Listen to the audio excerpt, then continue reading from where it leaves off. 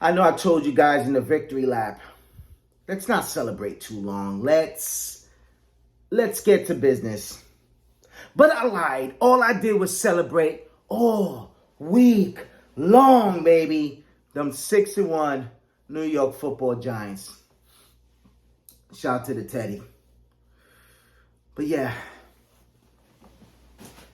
new game, new week, new underdogs, right? I didn't even look at the spread, but we're probably underdogs.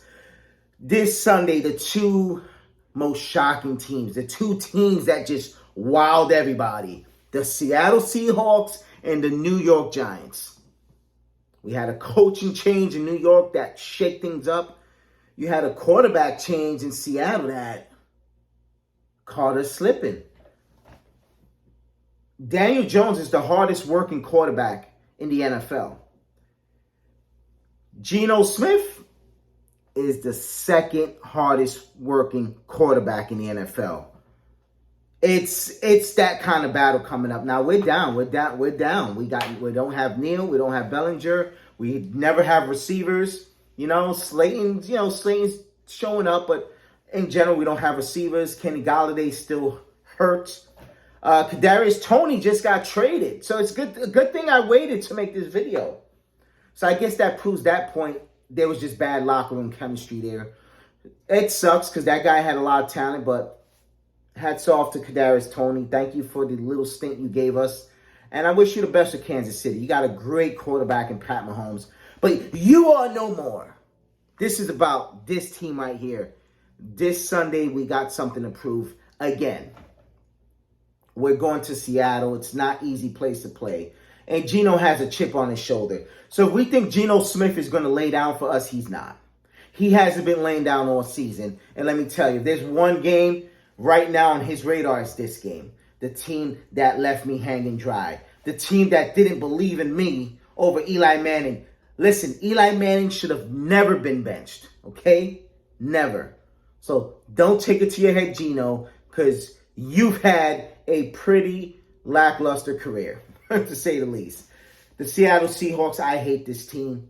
We've been battling them since Tiki Barber and Sean Alexander looked damn near the same.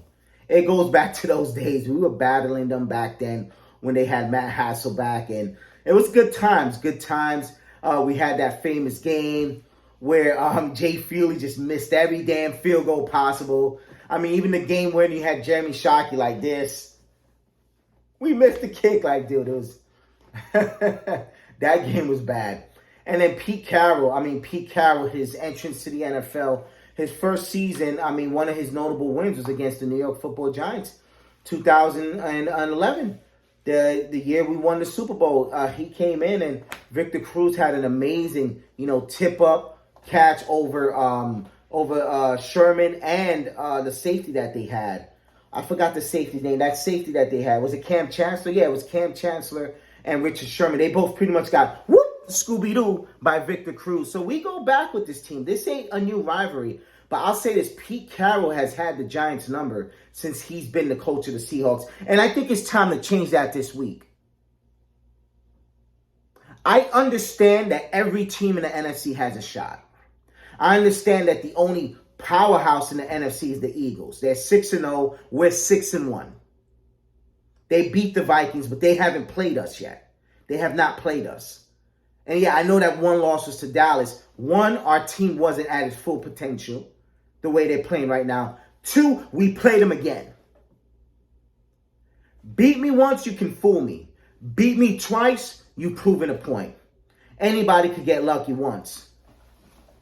But only champions do it twice.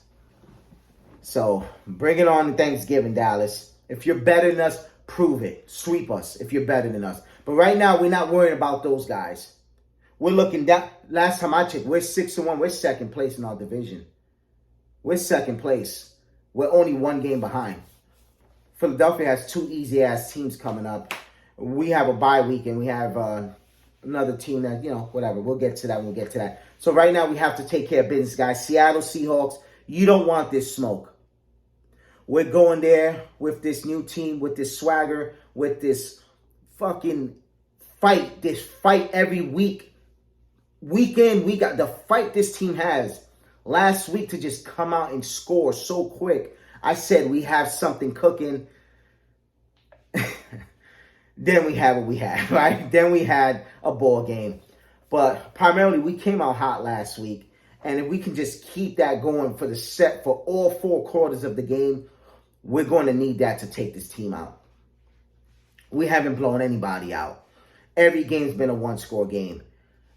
It would be fitting to go into Seattle where the Geno fans and the Seahawks fans, they don't think much of the Giants. They don't think much of Daniel Jones. They think they're better than the Giants, and they think Geno Smith is better than Daniel Jones.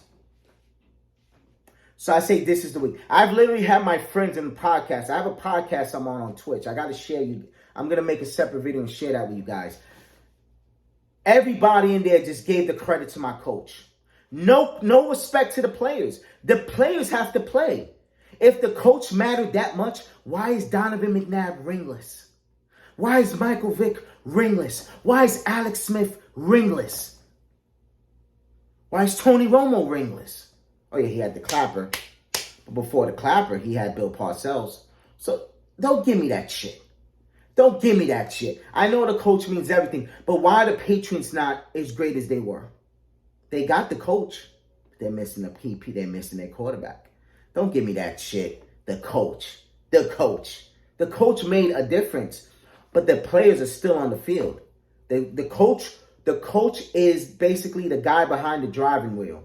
He's the one behind the steering wheel. He's driving. But the players, they're the vehicle. They're the damn vehicle.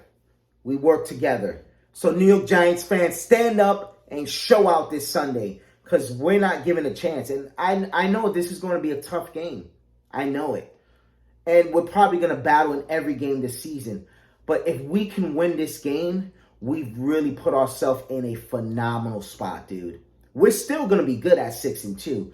But I want 7-1, man. I want 7-1 going into the bye week and bringing on the 2 easiest games of our schedule after that, which we can't drop the ball. We have to keep it rolling. But, I mean, you're potentially looking at a 9-1 season start if we take care of business this Sunday. So let's get in there. Let's kick some ass. Let's stomp a mud hole in the 12th man and shut their asses up. Because if you go up early and you go up big, you will shut them up. And no better quarterback to have there than Daniel Jones right now. I mean, he's not Eli Manning, but, man, that kid has shadows of Eli, man. He's tough. He's hardworking, and he is just poised. He's always like, yeah, guys, let's get out there and win. Like, just the most smoothest, calm dude, and I love it. I love it. I'm not that kind of guy. I'm a little bit more vocal. I'm a little bit more of a strong leader. But Daniel Jones is a silent leader, and I love him for that. Because sometimes with this New York media, you need that shit. So let's fucking go, Daniel Jones. Daniel freaking Jones, Saquon Barkley, the New York Football Giants, that stud defense. Wink Martindale has, oh my God, guys, we're so good right now. And yet, I know we could lose, but we're winning. Good teams find ways to win. Bad teams find ways to lose. Point blank, period. Nothing else to say about our 6-1 record. And I'm going to finish it with this. I know I've been thinking I can't buy a jersey for this team. Daniel freaking Jones, Saquon Barkley are both deserving of new Giants jerseys. Both of them. And I think I'm going to go out and get me a Daniel Jones first. That guy has been phenomenal. He's been killing it, man. He's been killing it. Saquon Barkley's killing it, and it just feels great. But, yo, that's it for today, guys. It's TB. I didn't even say it's TB the King, Terrabelli, a.k.a. the whole effing show. Let's go to Seattle. I'm a little hungover from this week-long party. But, seriously, if we take care of business, we got 2 weeks to party. So let's freaking go, Giants. Stand the frick up. Let's go. Make some noise, New York Football Giants. And it's time. It is showtime. And it's time to go 7-1 and keep shutting up the haters. But that's it for today, guys. Cheers to you all. Shout out to the Giants Mafia, my homies. And I'm signing off, baby. Cheers.